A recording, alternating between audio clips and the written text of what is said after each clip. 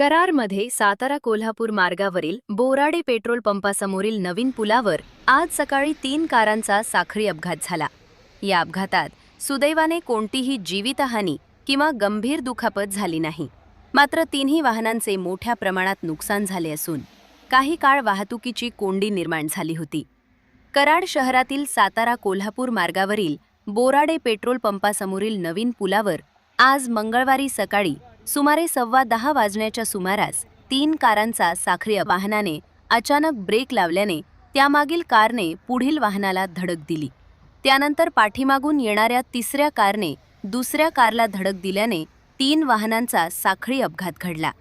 या अपघातात कोणतीही जीवितहानी किंवा गंभीर दुखापत झाली नसली तरी तिन्ही वाहनांचे मोठ्या प्रमाणात नुकसान झाले।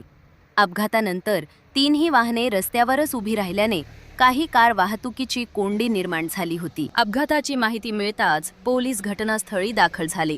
तसेच डिव्हिजनचे पीआरओ अधिकारी दस्तगीर आगा, हेमंत पाटील, प्रभारी अक्षय यादव, तानाजी पवार तसेच कदम यांनी तातडीने घटनास्थळी धाव घेत अपघातग्रस्त वाहने रस्त्याच्या बाजूला घेण्यास मदत केली।